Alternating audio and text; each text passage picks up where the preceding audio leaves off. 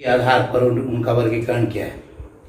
लेकिन आज जो मैं आपको जो लेक्चर डिलीवर कर रहा हूं उसमें कार्बोहाइड्रेट का जो मुख्य वर्गीकरण कहिए, इसमें कार्बोहाइड्रेट को उसके जल वियोजन के आधार पर यानी हाइड्रोलाइसिस के आधार पर वर्गीकृत किया जाएगा।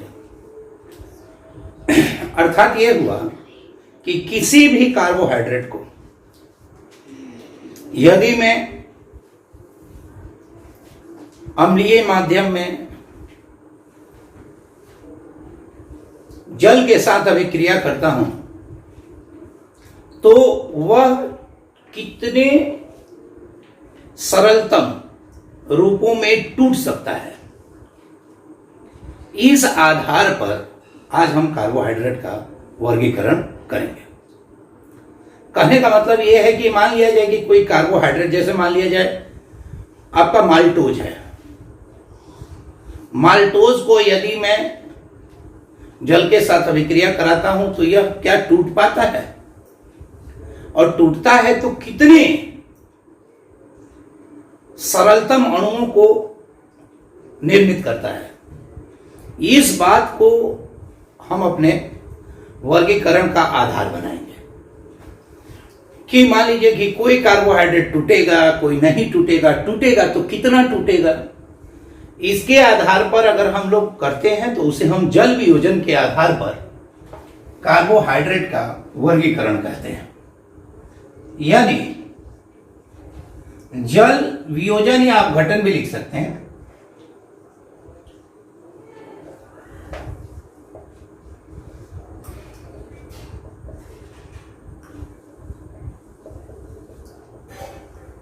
हाइड्रोलाइसिस के आधार पर कार्बोहाइड्रेट का कार्बोहाइड्रेट का वर्गीकरण।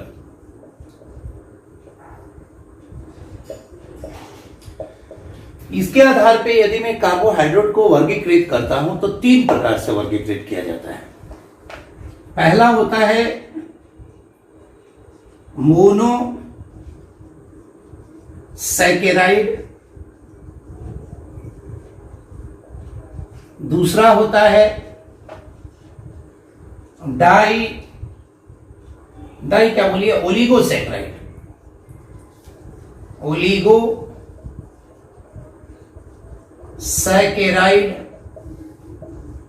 और तीसरा होगा बेटा जी पॉलीसैकेराइड, पॉलीसैकेराइड।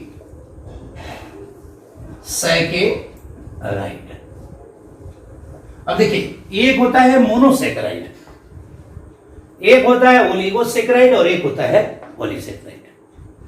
ये सरलतम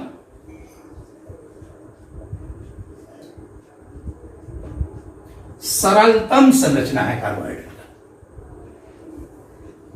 और यह है जटिलतम।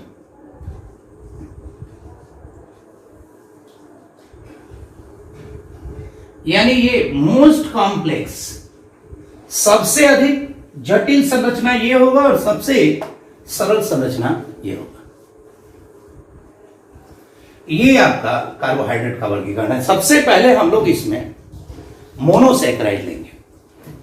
जरा देखते हैं मोनोसैकेराइड के बारे में।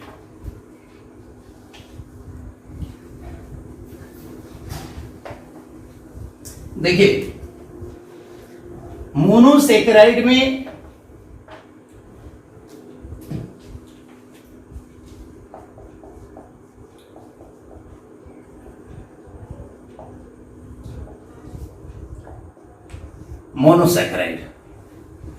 वे कार्बोहाइड्रेट जिनका जल अपघटन संभव नहीं है,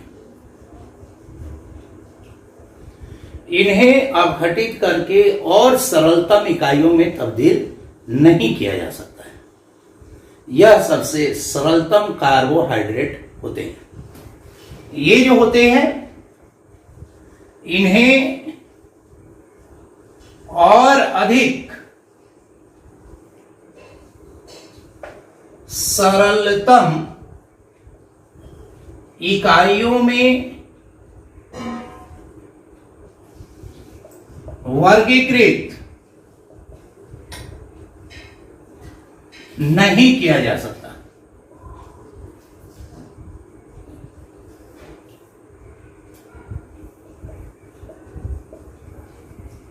इन्हें और अधिक सरलतम इकाइयों में वर्गीकृत नहीं किया जा सकता है। देखिए बेटा, कार्बोहाइड्रेट का जो सामान्य सूत्र होता है, कार्बोहाइड्रेट का सामान्य सूत्र सभी जानते हैं, CH होता है और H2O का क्या होता है बेटा? Y होता है।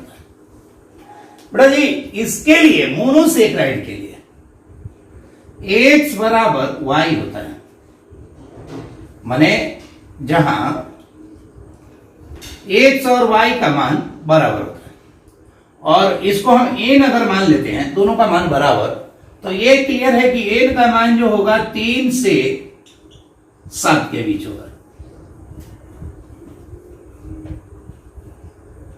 अब मान लिया जाए कि, अब देखिए इसका जनरल फॉर्मूला क्या हो गया?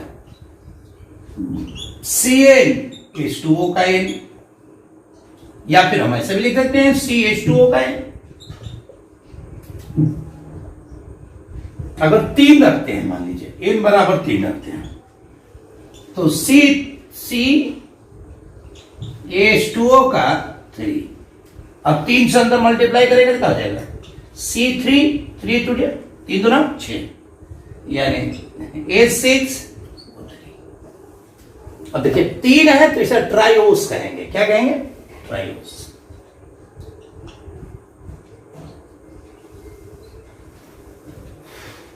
अगर मान लीजिए n का मान 4 रखते हैं, तो अगर मान लिया जाए कि n का मान हम लोगों ने 4 रख दिया, तो क्या होगा भाई?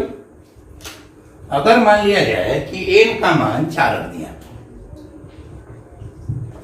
तो CH2O का 4, यानी C4H8। देखिए 4 दूनी 8 और ये 4, और 4 को टेट्रा बोलते हैं, तो इसको हम टेट्रोस बोलेंगे। अगर n का मान 5 रखेंगे तो CH2O का 5, यानी C5H10O5, इसे हम पेंटोस कहेंगे। ऐसे ही अगर n का मान 6 रखेंगे तो क्या होगा? बोलिए जरा बताइए। CH2O का 6, यानी C6H12O6। ये बेटा जी हेक्सोस का आएगा। हेक्सा माने 6, हेक्सा, तो हेक्सोस, यानी अगर 6 कार्बन होते हैं तो हेक्सोस, 4 होते हैं टेट्रोज, 5 होते हैं पेंटोज, 3 होते हैं ट्रायोज, 7 होगा हेप्टोज, 7 से ज्यादा होगा नहीं।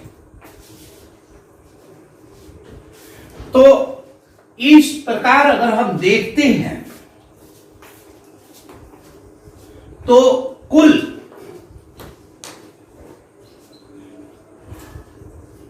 20 मोनोसेक्राइड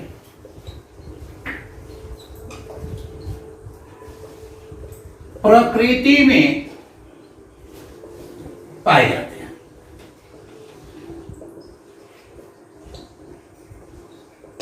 कितने? 20। कुल 20 मोनोसेक्राइड प्रकृति में पाए जाते हैं। जैसे मैं आपको अगर बताऊं कि जैसे हेक्सोस की बात करें तो आपने सुना है ग्लूकोज का भी यही फॉर्मूला होता है। फ्रुक्टोज का भी यही फॉर्मूला होता है।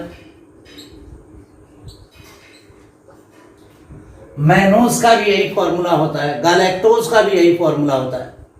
ऐसे ही इसका अगर देखें तो राइबोज का यही फॉर्मूला होता है ना। तो इस प्रकार से 20 प्रकार के मोनोसेक्राइड प्रकृति में पाए जाते हैं। यहां नोड पॉइंट देने वाला क्या है बेटा? नोड पॉइंट में आपको यह बताना चाहता हूं कि अगर n का मान 1 रखते हैं तो क्या होगा बोलिए?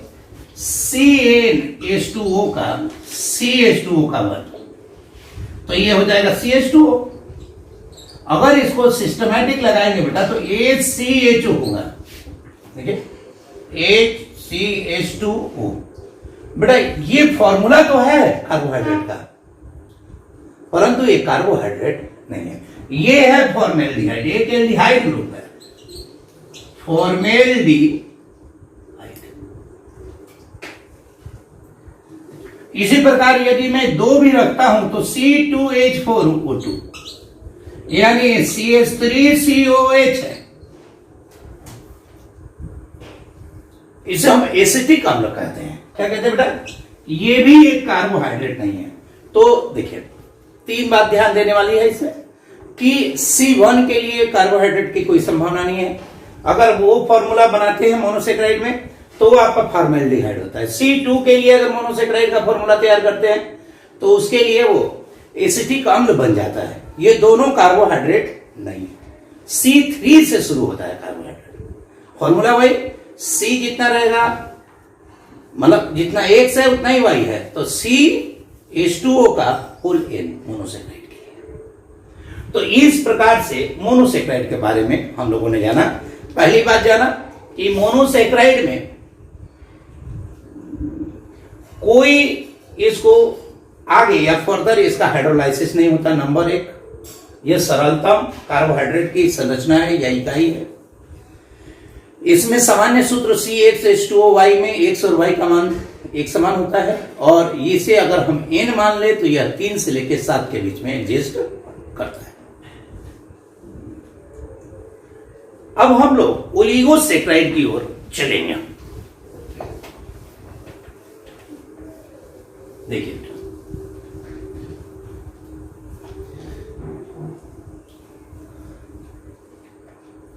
ओलिगोसेक्राइड,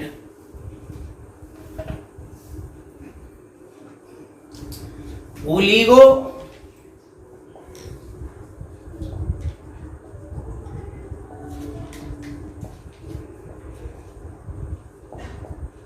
अब ये देखिए ओलिगोसेक्राइड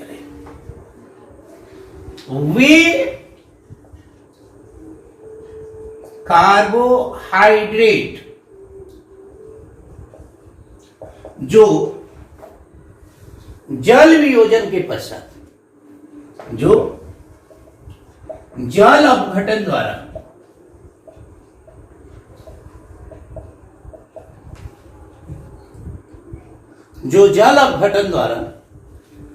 दो मोनोसैकेराइड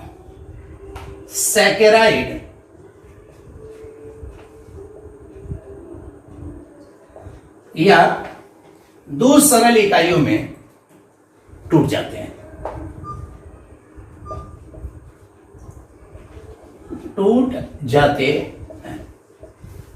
दो मोनोसैकेराइड में टूट जाते हैं। मतलब ये हुआ ओलिगोसैकेराइड में केवल 2 नहीं बोलिए, 2 से लेके 10 तक, 2 से 10 मोनोसैकेराइड में टूट जाते हैं। केवल 2 मत लीजिए, 2 से 10। अब देखने की बात है कि अगर 2 मोनोसैकेराइड देता है मोनोसैकेराइड तो इसे डाइसैकेराइड कहेंगे।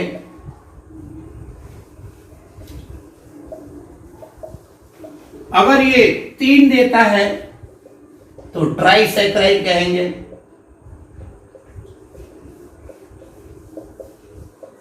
अगर ये 4 देता है तो भाई टेट्रासैकेराइड कहेंगे।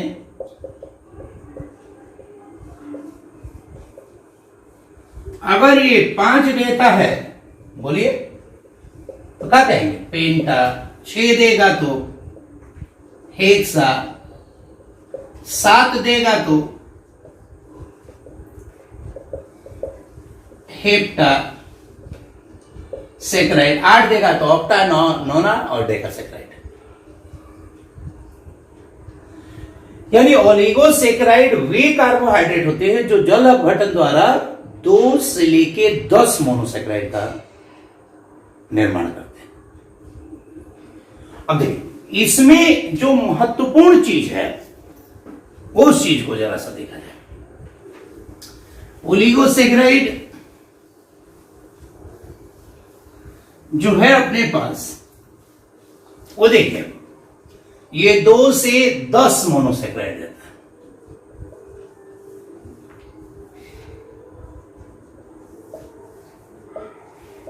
अब ये देखिए 2 से 10 मोनोसेक्राइड दिया।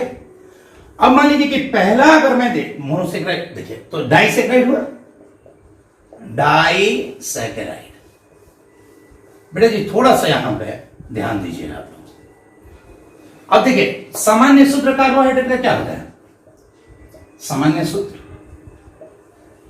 CH और H2O का Y। अब यहीं पे समझिए। अब देखिए मोनोसेक्राइड में क्या था, X और Y का मान क्या था, बराबर था। लेकिन डाइसेक्राइड में क्या होगा कि Y जो होगा X -1 होगा।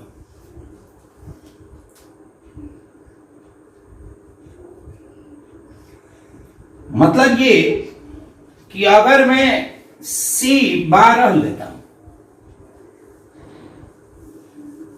यानी X का मान 12 लेता हूं, तो ये क्या हो जाएगा H2O का।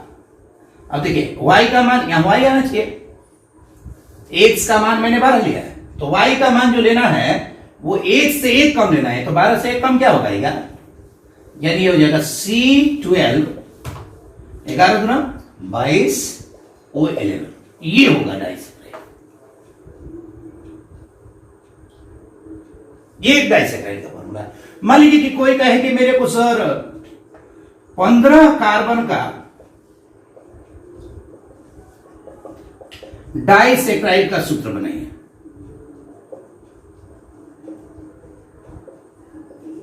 या मान लीजिए 16 कार्बन का, 15, 16 कुछ भी ले सकते हैं।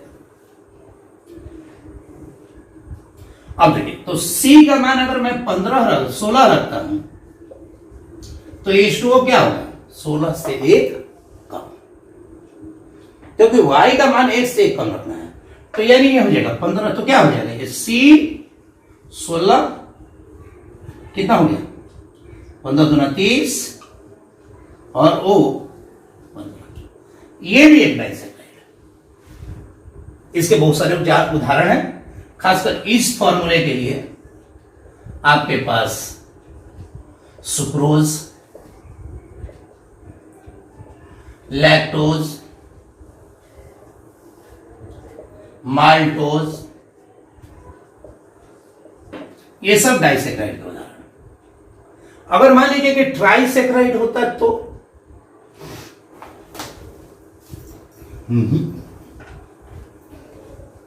देखिए अगर ट्राइसेक्राइड होता,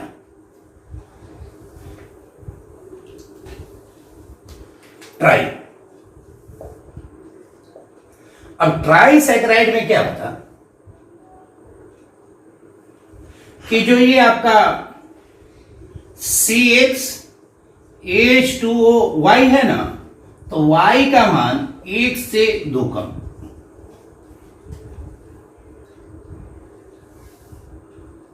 जैसे मान लीजिए C18 लेते हैं, तो अब देखिए X का मान 18 लिया है, तो Y का मान इससे 2 कम होना चाहिए। तो यह 18 है तो कितना होना चाहिए, 16।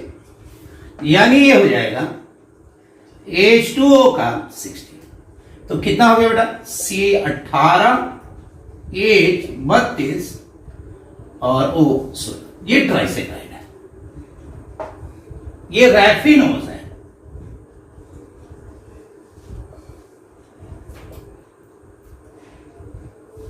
इसी प्रकार अगर मान लीजिए कि टेट्रासेक्राइड लेते तो टेट्रासेक्राइड है,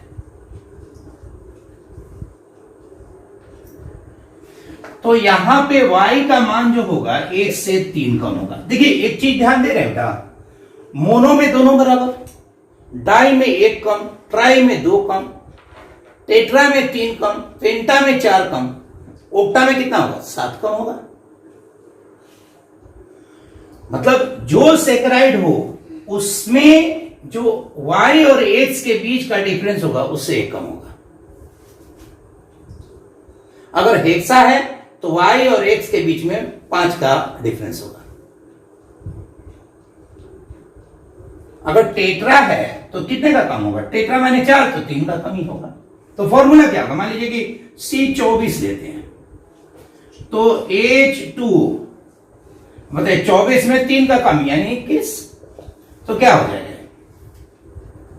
C24 H 21 दूना 42 O 21।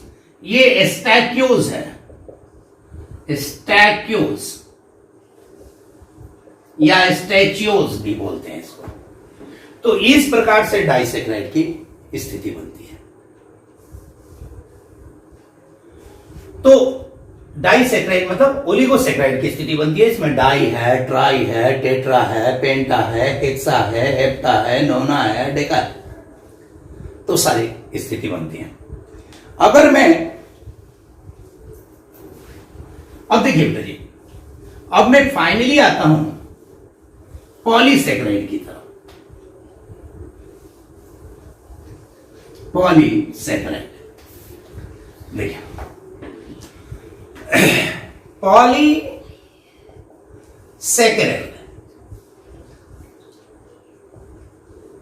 माने वे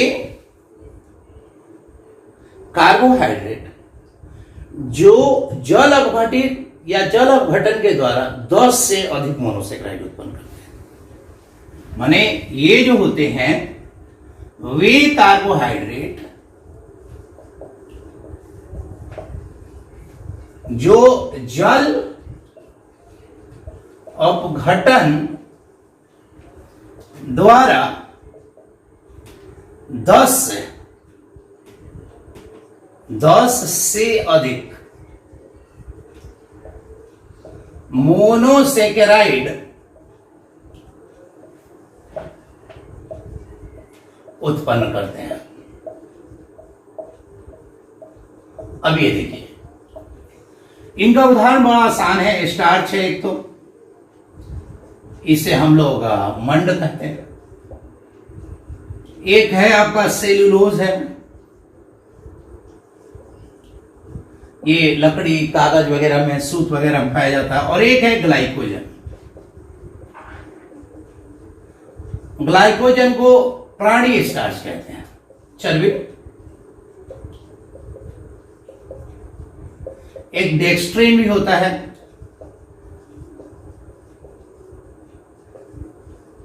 तो ये स्थिति बनती है। इनका जो सामान्य सूत्र होता है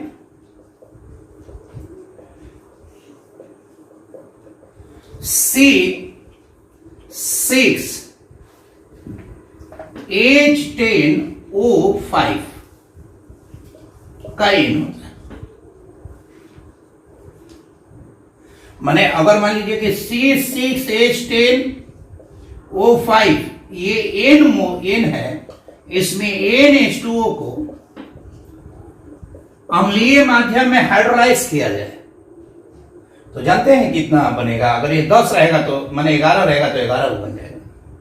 तो ये आपका NC6H12O6 बन जाएगा। यानी ये मान लीजिए सेलुलोज है तो ये आपका मोनोसेक्राइड है।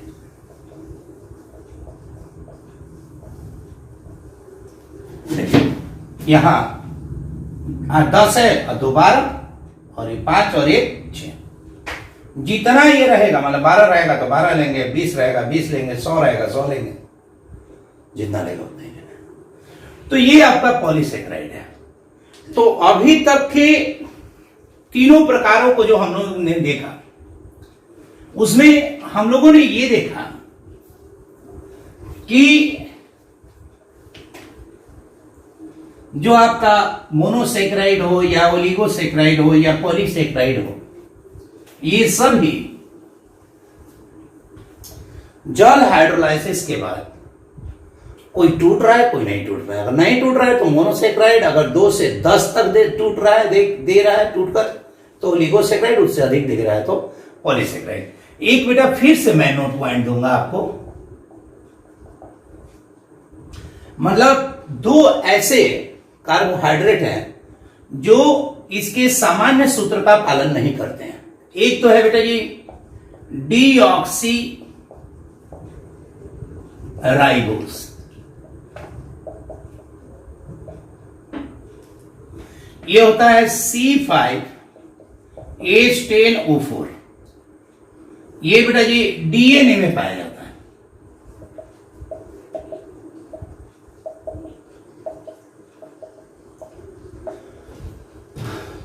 ये सामान्य सूत्र का पालन नहीं करता है।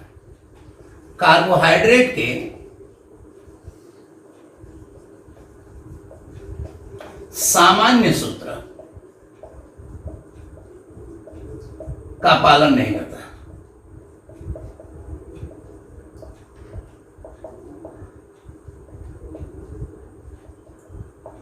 और एक ठीक इसी प्रकार होता है C6H12, तो O5 हो जाता है। एक एक ऑक्सीजन ये लोग लॉस कर जाते हैं। हैमनोज बोलते हैं इसको, हैमनोज।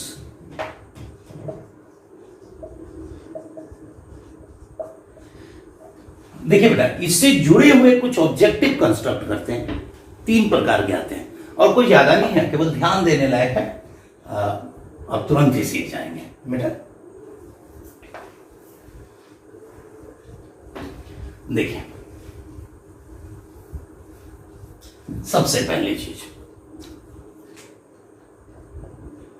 क्वेश्चन ये आता है कि मान लीजिए कि दे देगा कि जैसे एक तो डाइसेक्राइड है C12H22O11। अब ये देखिए, ये 3 है। अगर ये सुक्रोज है तो ये चीनी में पाया जाता है, इसे केन शुगर बोलते हैं।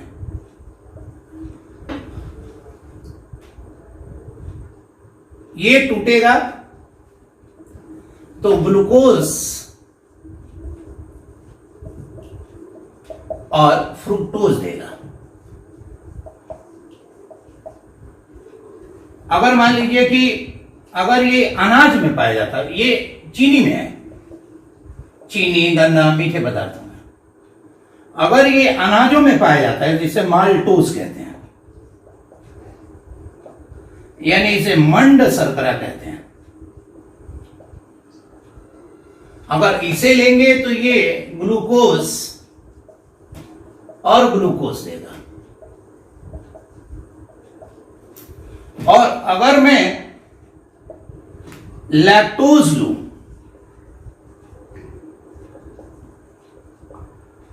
यानी दूध शर्करा, तो ये आपका ग्लूकोज तो देगा ही, प्लस में गालैक्टोज देगा।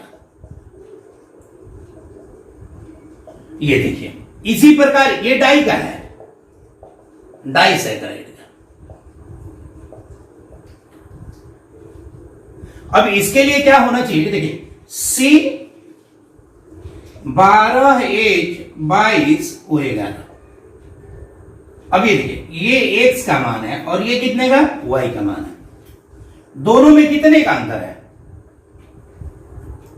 1 का अंतर है। तो जितना अंतर है उतना ही वाटर मॉलिक्यूल यूज करना है। तो यहां पे एक H2O लीजिए और यहां अम्लीय माध्यम क्रिएट कीजिए और सीधे आप C6H12O6 और C6H12O6।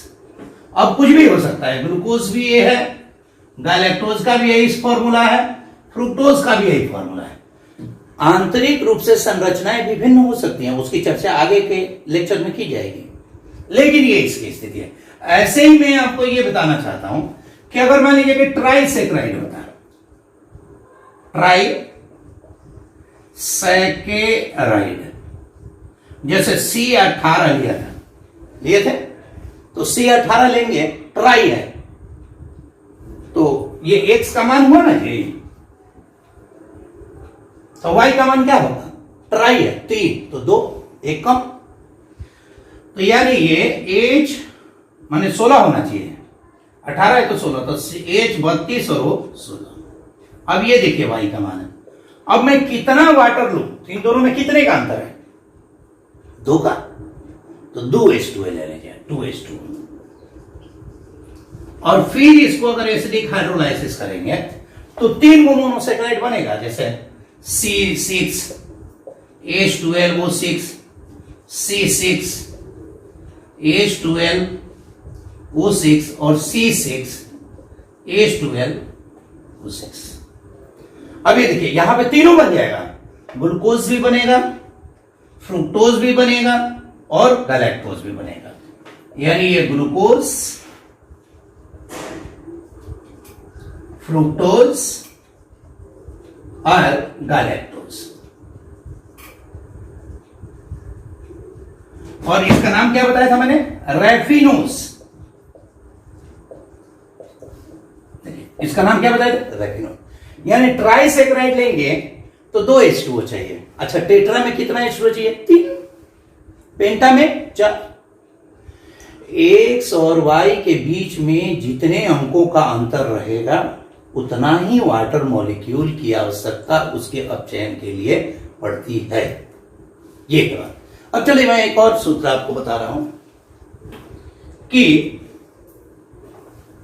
टेट्रासेकेराइड पे बात करते हैं। स्टैक्यूज था ना, तो स्टैक्यूज को मैं लेता हूं। देखिए तो स्टैक्यूज कैसे लिया आपने, C24 है। अब बताइए ये X का मान ये है, Y का मान क्या होना चाहिए, हम कह रहे टेट्रा है, टेट्रा,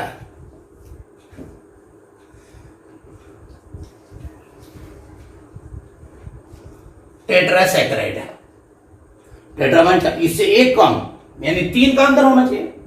तो 3 माने 21, जैसे 24 में से 3 गया 21 हुआ ना, तो H2O, तो ये देखिए H2O का 21 होता, तो ये हो जाता 42 और ये हो जाता 21, यानी H42O11। अब देखिए 21, अब ये Y है। अब बताइए कितना H2O लेना चाहिए, इन दोनों का अंतर कितना है, 3। जब 3 अंतर है तो 3 H2O लीजिए। अब 3 H2O लेंगे तो यहां 4 मोनोसेकेराइड बनेगा। क्यों भाई, क्योंकि ये टेट्रासेकेराइड है। तो ये हो जाएगा C6 H12O6, C6 H12O6, C6 H12O6, C6 H12O6। Glucose, fructose, galactose और मैनोज,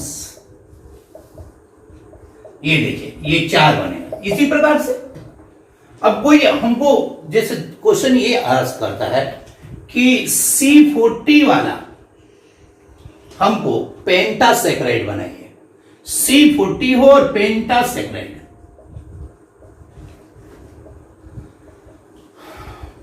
बताइए, अब C40 है, अब ये देखिए X का मान दिए, अब पेंटा दिए, तो X और Y के बीच में 4 का अंतर होना चाहिए ना, तो C तो 40 लिख दिया मैंने। अब H2O के लिए इससे 4 कम, यानी 40 में से 4 गया तो 36 होगा ना जी, तो 36 गुना 72, यानी C40 H72 और वो 36। अब कोई बोलेगा कि इसके जल अपघटन के लिए कितने जल अणु की आवश्यकता होगी, तो भैया इन दोनों में कितने का अंतर है बाबू बताओ, 4 का अंतर है, तो 4 H2O अणु की जरूरत है, 4 H2O। ठीक है, एक तो ये क्वेश्चन आएगा।